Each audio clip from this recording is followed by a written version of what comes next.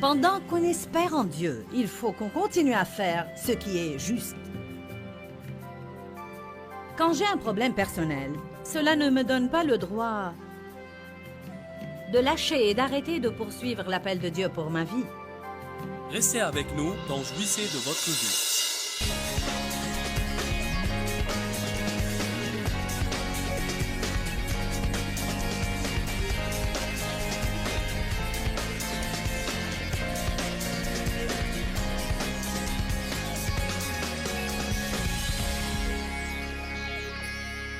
La Bible déclare que Dieu attend dans l'expectative le moment de faire grâce à ceux qui dans l'expectative espèrent en lui. Cela est écrit dans Ésaïe 30:18 dans la Bible amplifiée. Dieu attend, désire et aspire à faire grâce à tous ceux qui espèrent, désirent et aspirent à lui.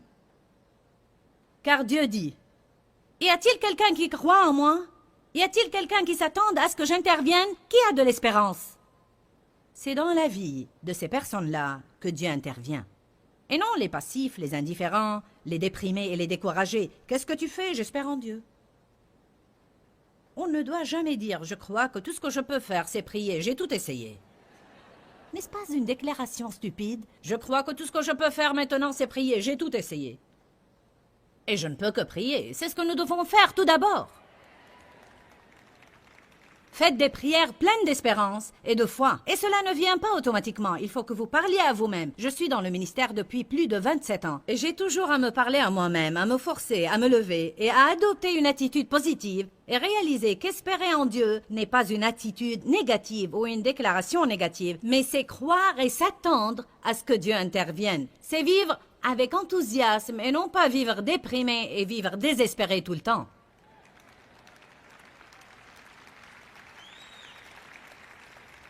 J'ai un enseignement que je vais prêcher bientôt quand je trouverai le temps opportun et qui est intitulé « Gardez votre passion et votre enthousiasme au sujet de Dieu ».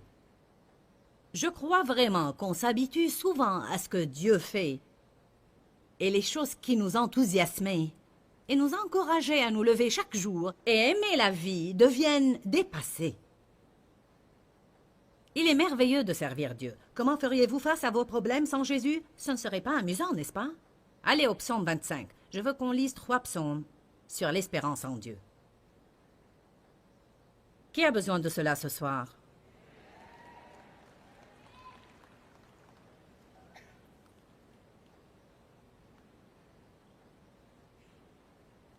J'aime beaucoup le premier verset. En fait, je l'ai souligné en jaune dans ma Bible. Et je lis souvent le psaume 25. Il est écrit « Vers toi, Seigneur, j'élève mon âme ». C'est le premier pas. Seigneur, je te donne ma vie. Ne lui donnez pas seulement votre argent, mais donnez-lui vous-même aussi. Il vous veut. Mon Dieu, je me fie à toi, et je me tourne vers toi, et en toi je mets ma confiance. Ne permets pas que je sois dans la honte, ou que mon espérance en toi soit déçue. Que mes ennemis n'exultent pas et ne crient pas victoire à mon sujet. Oui, aucun de ceux qui comptent sur toi et s'attendent à toi. Comment on est censé attendre? Aucun de ceux qui comptent sur toi et s'attendent à toi, dans l'expectative, ne connaîtra jamais la honte ou la déception. Ils seront dans la honte ceux qui sans raison ne sont que des traîtres. Seigneur éternel, montre-moi le chemin, enseigne-moi tes voies. Il dit pendant que j'attends en espérant, montre-moi ce qu'il faut faire. Si tu me montres ce qu'il faut faire, je le ferai car tu m'aideras. Mais si tu ne me montres rien, j'attendrai dans l'expectative jusqu'à ce que tu interviennes miraculeusement dans ma vie.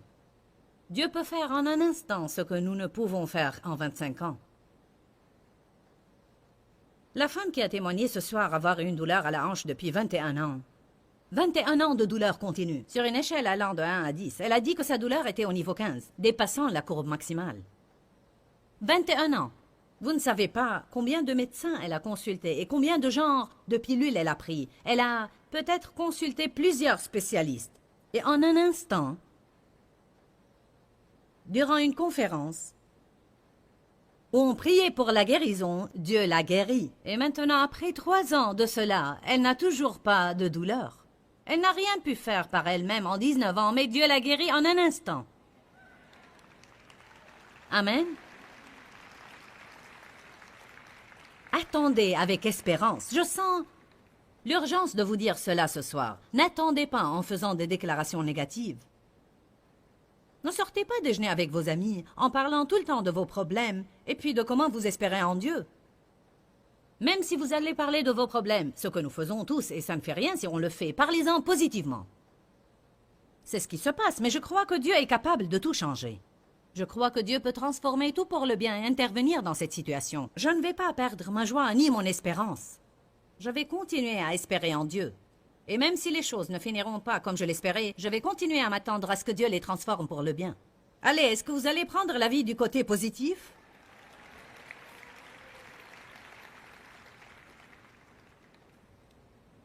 Tout au long de ce psaume, David témoigne de sa foi en Dieu et non pas de sa peur. Il ne parle pas beaucoup de ses problèmes, mais il déclare en fait comment il est sûr que son espérance en Dieu ne le laissera jamais honteux et sans réponse. Allez au psaume 33, 22.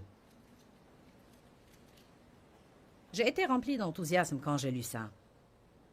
J'ai dit, oh Jésus, alléluia. J'ai crié à haute voix quand je l'ai lu. Ouh, c'est un beau verset. Que ta miséricorde et ta bienveillance soient sur nous, ô Seigneur, dans la mesure de notre attente et notre espoir en toi. Ouh, vous pouvez dire, ouh, c'est un beau verset. En d'autres termes, il dit, avec la même mesure que nous espérons en toi, Seigneur. Avec cette même mesure que ta miséricorde et ta bienveillance soient révélées dans notre vie. Si j'espère un peu en Dieu, je recevrai un peu d'aide. Si j'espère beaucoup en lui, je recevrai beaucoup d'aide. Nous devons également arrêter de mettre notre espérance dans les personnes, arrêter de mettre notre espérance en nous-mêmes et dans le système de ce monde. Et nous devons mettre toute notre espérance en Dieu pour qu'il fasse le nécessaire. Et si Dieu ne peut pas le faire, alors c'est sûr que je ne pourrai pas le faire. Le psaume 37-34 nous dit aussi quelque chose d'important. Il déclare, pendant qu'on espère en Dieu, il faut qu'on garde ses commandements. Vous ne m'avez pas entendu. Pendant qu'on espère en Dieu, il faut qu'on continue à faire ce qui est juste. Quand j'ai un problème personnel, cela ne me donne pas le droit de lâcher et d'arrêter de poursuivre l'appel de Dieu pour ma vie. Quand j'ai un problème personnel, cela ne me donne pas le droit de ne plus donner mes dîmes et mes offrandes. Quand j'ai un problème personnel, cela ne veut pas dire que j'ai maintenant la liberté de ne plus traiter les gens comme il faut, car après tout, j'ai un problème et vous devez comprendre que je suis sur mes nerfs. Allez, je parle à quelqu'un ici ce soir. Vous dites, j'espère en Dieu, mais est-ce que vous continuez à garder ses commandements? Dans Deutéronome chapitre 8, pas besoin d'ouvrir vos Bibles, mais quand Dieu a guidé les Israélites à travers le désert où ils ont erré pendant 40 ans, la Bible dit qu'il les a guidés dans le chemin long et difficile afin de les tester et de les éprouver pour savoir s'ils garderaient ou non ses commandements. Je vous dis, si vous n'allez pas adorer le Seigneur dans le désert, vous ne le ferez pas au sommet de la montagne.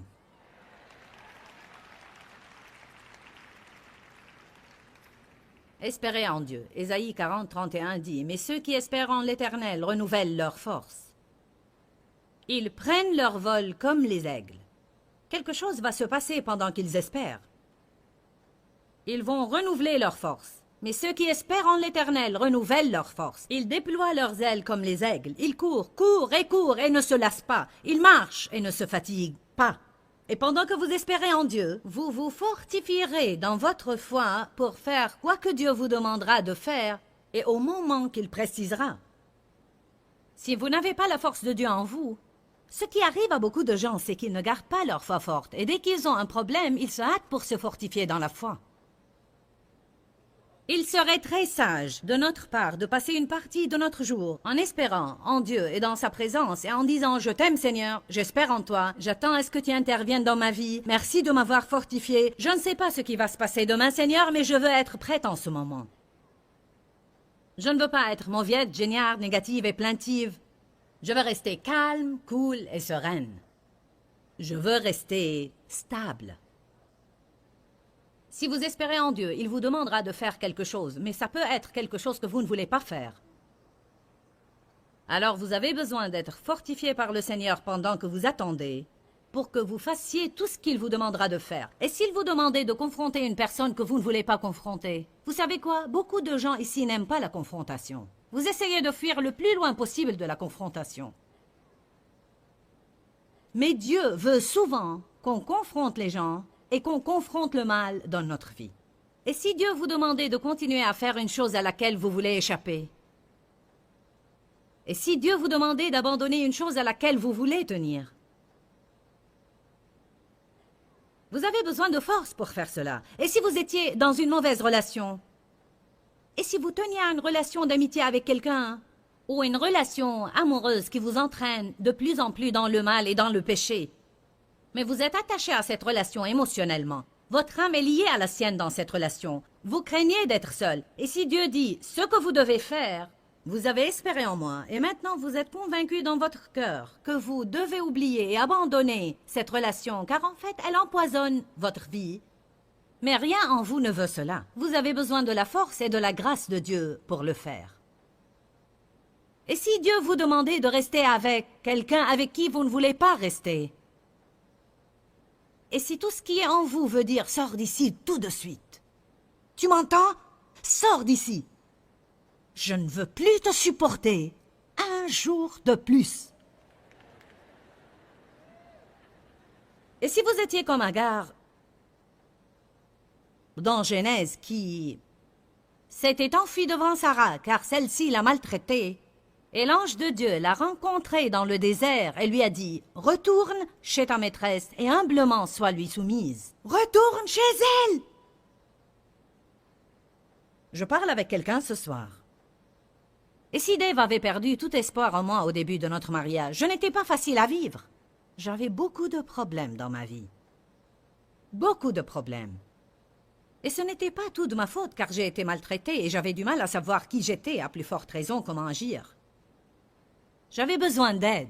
Vous savez quoi? Il se peut que Dieu vous assigne la responsabilité d'aider une personne qui serait une écharpe dans votre chair au début. N'avez-vous pas prié pour que Dieu se serve de vous? Si, mais ce n'est pas ce que je voulais dire. Salut, je parle à quelqu'un ce soir. N'avez-vous pas prié pour que le Seigneur se serve de vous? Seigneur, laisse-moi aider quelqu'un. Vous savez, on veut aider les personnes agréables.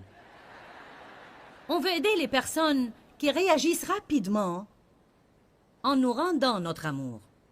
Et si Dieu vous demandait de rester dans un endroit où vous ne voulez pas rester, ou de quitter un endroit où vous voulez rester, et si votre patron vous rendait fou, mais vous êtes la seule lumière et la seule espérance dans ce lieu obscur, et vous voulez plus que tout quitter ce lieu, mais Dieu vous dit « Je veux que vous y restiez. » Allez. Seigneur, je veux que tu te serves de moi, mais seulement si c'est confortable. Et si vous espérez en Dieu pour qu'il vous donne votre percée, et il vous dit « Je veux que vous alliez et fassiez la paix. » Seigneur, je prie pour la paix. Non, je veux que vous alliez faire la paix. Je veux que vous preniez l'initiative de parler à cette personne qui vous a fait du mal et vous a maltraité. Je ne veux pas que vous attendiez à ce qu'elle vienne à vous. Je ne veux pas que vous attendiez à ce que j'intervienne miraculeusement. Je veux que vous alliez, par la force de ma puissance, et je veux que vous alliez faire vous-même la paix. Je veux que vous vous humiliez et que vous dites « Oublions le passé et soyons amis. » Je ne peux pas faire ça, Seigneur.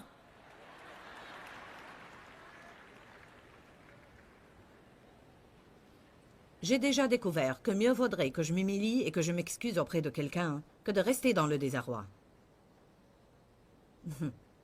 Et si Dieu vous demandait de semer des graines pour avoir votre percée ou de donner quelque chose que vous voulez garder? J'ai prié pour quelque chose de particulier, pour une longue période. Je sais de quoi je parle. Parfois, vous oubliez quelques principes que Dieu vous a appris. Je donne mes offrandes régulièrement et la protection de Dieu est sur moi grâce à cela. Mais il m'arrive parfois d'avoir besoin d'une percée spécifique dans un domaine. Et que Dieu me révèle que pour récolter, il faut que je sème une graine spéciale, qui doit être à chaque fois quelque chose qui m'est très important. Et non pas quelque chose dont je n'aurai pas besoin de toute façon. J'avais besoin d'une percée dans un certain domaine. En relation avec notre ministère télévisé. Et je regardais récemment quelqu'un à la télé. Et j'ai senti que Dieu voulait que je sème une graine. On donne toujours de l'argent du compte de notre ministère. Alors je dis, je vais lui donner une offrande du ministère. Mais Dieu m'a dit non. Que ça soit de ton argent personnel. Bon Seigneur, je vais donner de notre compte d'offrande. Non, je veux que tu donnes du compte de tes achats personnels. Et ce n'était pas une petite somme d'argent. Ma gorge s'est serrée par 3 fois, car j'avais fait plusieurs fois le tour de cette montagne. Je savais que j'avais besoin d'obéir. Écoutez bien, j'ai eu ma percée le jour suivant.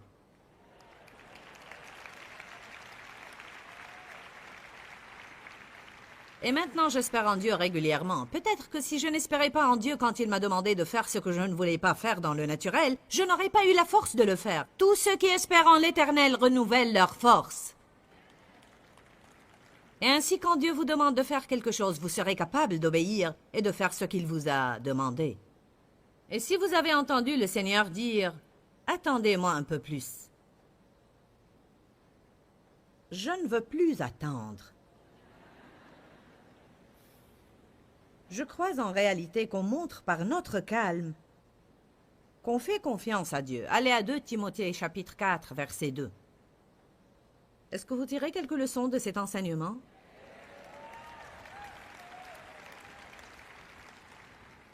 Vous êtes silencieux. Vous avez à m'encourager un petit peu.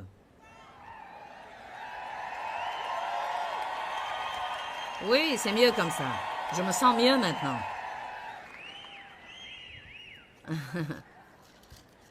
2 Timothée chapitre 4, verset 2. C'est un beau verset. Au fait, je vais commencer par le verset 2. Et je vais lire quelques passages qui ne paraîtraient pas pertinents, mais ils le sont. Paul donnait à Timothée des instructions sur l'appel de Dieu sur sa vie qui consistent à prêcher l'Évangile. Il a dit « Proclame la parole, insiste à temps et à contre-temps. Tiens-toi prêt, que l'occasion soit favorable ou non favorable, que ce soit le temps opportun ou inopportun, que ce soit bien pris ou mal pris. En tant que pasteur qui prêche la parole, tu as montré aux gens. » Encerclez le mot « montrer », parce que Dieu veut qu'on montre quelque chose aux gens et non pas juste leur dire quelque chose tout le temps. Tu as montré aux gens dans quelle mesure ils vivent dans le péché. Convainc, réprimande, reprend, encourage et exhorte par ton enseignement, et cela avec une patience inlassable. Car le temps viendra où les hommes ne voudront plus rien savoir et ne supporteront plus l'enseignement saint et authentique. Mais au gré de leurs propres désirs, ils se choisiront une foule de maîtres à qui ils ne demanderont que de leur caresser agréablement les oreilles. Ils détourneront l'oreille de la vérité pour écouter des récits de pure invention. Certains n'écouteront pas la vérité si elle commence à les réprimander et si elle veut dire qu'ils auront à faire des changements dans leur vie. Alors ils laissent leur groupe après avoir critiqué le maître et trouvent un autre groupe dont le maître donne des enseignements qui leur plaisent. Combien de personnes ont éteint la télé pour ne pas regarder mon émission? Sérieusement, combien de personnes étaient en train de regarder mon programme et quand j'ai commencé à parler du péché ou à parler des offrandes ou même à parler des attitudes, ils n'ont plus voulu m'entendre. Mais mon programme était mis sur plusieurs stations et vous aurez à changer plusieurs canaux pour m'échapper.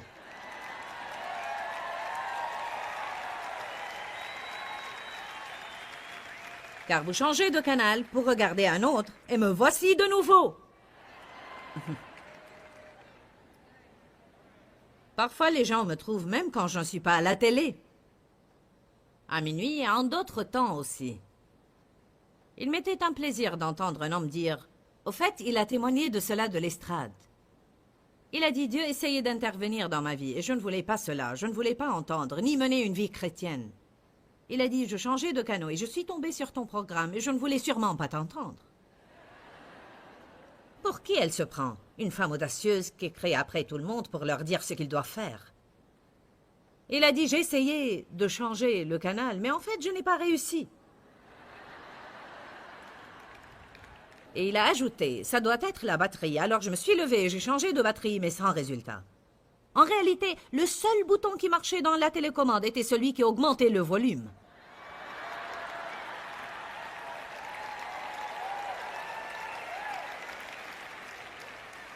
Je lui ai dit, tu as su quel était le problème de la télécommande? Il a dit, à la fin de ton émission, elle a marché normalement. J'ai juste répété l'histoire de cet homme. Amen. Ça ne sert à rien de changer le canal si vous n'aimez pas ce que je dis. Car vous allez me voir ou voir quelqu'un d'autre. Éventuellement, Dieu vous inculquera la vérité d'une façon ou d'une autre, car seule la vérité vous rendra libre. Vous pouvez trouver quelqu'un qui caresserait vos oreilles si vous voulez, mais vous allez rester esclave. Il faut avoir ce dont nous avons besoin, non ce que nous voulons. Il a dit à Timothée, « Va là-bas vite et prêche la vérité. Insiste et sois toujours prêt, car le temps est très court.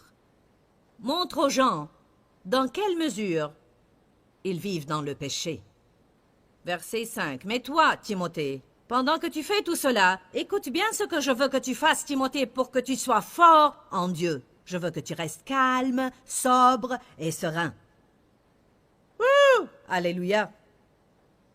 J'ai découvert que si je reste calme, cela intensifiera l'onction sur ma vie. Marc 4, n'ouvrez pas vos livres. Jésus est resté calme face à la tempête. Et cela lui a donné l'autorité sur la tempête. Les disciples n'avaient pas d'autorité sur la tempête. Ils n'avaient pas de paix en eux-mêmes pour pouvoir apaiser la tempête. Ça ne dépend pas non plus de ce que nous faisons extérieurement. Il s'agit de notre paix intérieure et de notre sérénité. 1 Pierre 3 dit que Dieu se réjouit dans l'esprit doux et paisible qui n'est ni inquiet ni tourmenté. Planificateur, attention! Car quand vous faites votre beau petit plan parfait pour un jour parfait ou pour une semaine parfaite, préparez-vous alors à voir vos plans bouleversés. Parce que les parfaits petits plans, en général, réussissent rarement. Dieu m'a dit quelque chose que je veux partager avec vous, et je crois que si vous me comprenez bien, combien d'entre vous sont de grands planificateurs? Bien, beaucoup de personnes. J'ai une de mes filles qui ne planifie pas, et une autre qui planifie chaque seconde de la journée. Devinez laquelle est en paix, celle qui ne planifie pas. Elle dit, que sera, sera.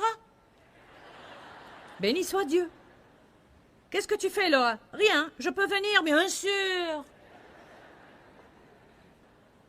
Dieu nous a créés différents les uns des autres, et nous sommes constitués différemment pour des appels différents. Et personne n'a à s'excuser pour ce qu'il est. Mais parfois, notre plus grande force devient aussi notre plus grande faiblesse. Il se peut que votre plus grande force devienne le facteur dont Satan se sert pour vous attaquer. Je crois sans aucun doute qu'il faut planifier, car ceux qui ne planifient rien sont souvent ceux qui n'accomplissent rien. Alors j'ai toujours des plans. Voilà ce que Dieu m'a dit, rappelez-vous de cela. Faites un plan, et puis prenez ce plan dans la prière et offrez-le à Dieu comme un sacrifice. En d'autres termes, maintenant Seigneur, j'ai mon plan, et c'est ce que je veux voir se passer aujourd'hui, cette semaine ou durant ces vacances ou n'importe quand. On parlait aujourd'hui de l'importance de rester calme et serein. Et je suis sûr que des millions de personnes qui nous regardent maintenant ont besoin même maintenant dans leur vie d'être calmes et sereins. Si c'est votre cas, ne pensez pas que vous êtes hors norme, car je vous dis que cela arrive assez régulièrement à nous tous.